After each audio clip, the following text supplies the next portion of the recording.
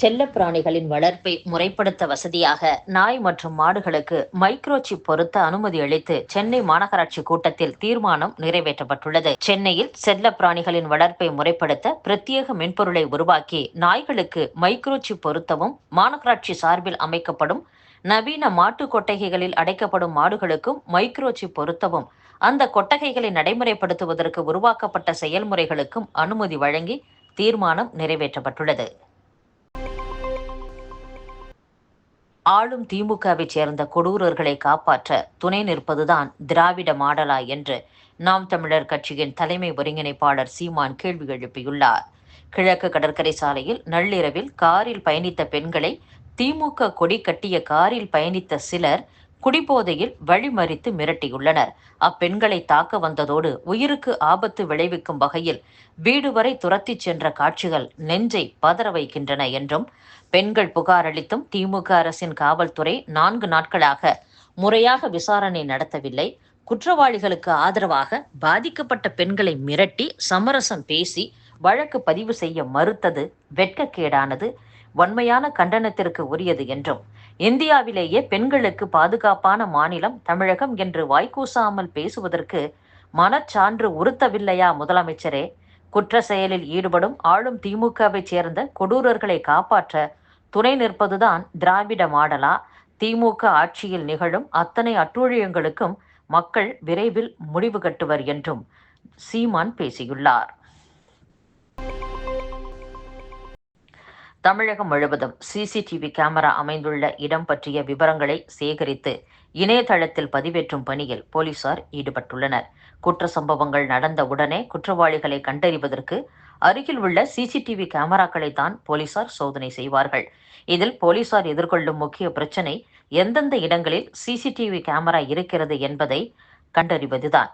அரசு அல்லது அரசு நிறுவனங்கள் சார்பில் வைக்கப்பட்டுள்ள சிசிடிவி கேமராக்கள் அனைத்தும் போலீசார் அறிந்தவையாக இருக்கும். ஆனால் தனிநபர் யார் யார் வைத்துள்ளார்கள் என்கிற விவரம் போலீசார் அறிந்திருக்க வாய்ப்பில்லை.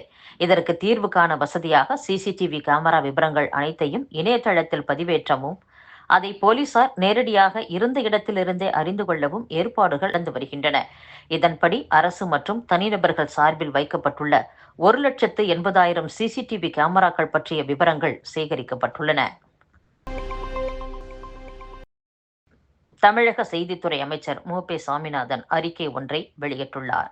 அதில் காந்தி மண்டபத்தில் அவரது நினைவு நிகழ்வை நடத்தாமல் அருங்காட்சியகத்தில் ஒரு மூலையில் நடத்துவதில் ஏதாவது அர்த்தமுள்ளதா என்று தமிழக ஆளுநர் ஆர்.என். ரவி கேள்வி எழுப்பியிருக்கிறார். பாரம்பரியமாக காந்தி ஜெயந்தி கொண்டாட்டங்கள் மற்றும் தியாகிகள் தின அனுசரிப்புகள் மெரினா கடற்கரை காந்தி சிலை அருகில் நடத்தப்பட்டன. அங்கு மெட்ரோ ரயில் கட்டுமான பணிகள் நடப்பதால் 2022ஆம் ஆண்டு எழும்பூர் அருங்காட்சியக வளாகத்திற்குள் காந்தியின் புதிய சிலை நிறுவப்பட்டது.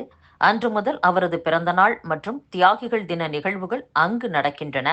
முந்தைய ஆண்டுகளில் எழும்பூரில் நடந்த இந்த நிகழ்ச்சிகளில் ஆளுநர் ரவி பங்கேற்றார். ஆளுநர் குறிப்பிடுவது போல் அருங்காட்சியகத்தின் ஒரு மூலையில் நிகழ்ச்சி நடக்கவில்லை. முதல்வர் அஞ்சலி செலுத்திய புகைப்படத்தை பார்த்தாலே தெரியும், அதன் பின்னணியில் பாந்தியன் சாலை மேம்பாலம் இருக்கும். ஆனால் ஆளுநர் கண்களுக்கு வெறும் அவதூறுதான் தெரியும். காந்தி தனது வாழ்நாளில் திராவிட சித்தாந்தத்தை பின்பற்றுபவர்களால் கடுமையாக எதிர்க்கப்பட்டு கேலி செய்யப்பட்டார். இன்றும் அவர் கேலி செய்யப்பட வேண்டுமா என்றும் ஆளுநர் கேட்டுள்ளார். அண்ணா வழியில் வந்த நாங்கள் தேசத்தையும் தேச பிதாவையும் நேசிப்பவர்கள், அவரை கொன்றவர்களை கொண்டாடுகிறவர்கள் அல்ல. மதவெறிக்காக காந்தியை கொன்றவர்கள் இன்று இரத்த பசியோடு அலைந்து கொண்டிருக்கின்றனர். அவர்களை எதிர்த்து ஆளுநர் குறிப்பிடும் திராவிட சித்தாந்தத்தை பின்பற்றுவோர்தான் களமாடி கொண்டிருக்கின்றனர். காந்தி கொலைக்கு பின்னால் இருந்தவர்களையும் அமைப்பையும் ஆதரிப்பவர்களின் நோக்கங்களை தமிழக மக்கள் நன்கு அறிவர். மக்களால் தேர்ந்தெடுக்கப்பட்ட மாநில அரசை விட ஆளுநர் முக்கியமானவர் அல்ல. மன்னராக ஜமீன்தாரராக நினைத்து கொண்டு அதிகாரம் செய்யும் மனநோயில் இருந்து ஆளுநர் விடுபட வேண்டும். இந்த பிரச்சனையை அரசியலாக்குவதை தவிர்த்து தமிழக மக்களிடையே ஒற்றுமை மற்றும் நல்லிணக்கத்தை வளர்ப்பதில் ஆளுநர் கவனம் செலுத்த வேண்டும் என்றும் அமைச்சர் சாமிநாதனின் அறிக்கையில் கூறப்பட்டுள்ளது. சீருடை பணியாளர்களை சிறை அதிகாரிகளின் வீட்டு வேலைகளுக்கு ஈடுபடுத்தும் ஆர்டர்லி முறை முற்றிலும் ஒழிக்கப்பட்டுவிட்டது என்று சென்னை உயர்நீதிமன்றத்தில் தமிழக அரசு அறிக்கை தாக்கல் செய்துள்ளது.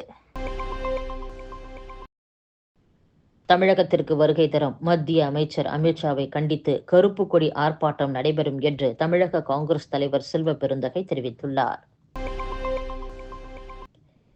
மேற்கு வங்கத்தில் ஜிபிஎஸ் எனப்படும் கீலன்பா சிண்ட்ரோம் பாதிப்புக்கு ஒரு குழந்தை உட்பட 3 பேர் உயிரிழந்துள்ளனர். மகாராஷ்டிராவில் இந்த நோய் பாதிப்புக்கு 2 பேர் உயிரிழந்துள்ளனர். மனித உடலில் உள்ள நோய் எதிர்ப்பு சக்தி வழக்கத்தை விட மிக தீவிரமாக செயல்படும் போது ஜிபிஎஸ் எனப்படும் கீலன்பா சிண்ட்ரோம் பாதிப்பு ஏற்படுகிறது. பாக்டீரியா மற்றும் வைரஸ் பாதிப்பு ஏற்பட்ட பின் நோய் எதிர்ப்பு சக்தி பலவீனம் அடையும் போதும் இந்த குறைபாடு ஏற்படுவதாக மருத்துவர்கள் தெரிவிக்கின்றனர். கேரள மாநிலம் கொச்சியில் சட்டவிரோதமாக தங்கியிருந்த வங்கதேசத்தைச் சேர்ந்த தொழிலாளிகள் 27 பேரை காவல்துறையினர் கைது செய்துள்ளனர்.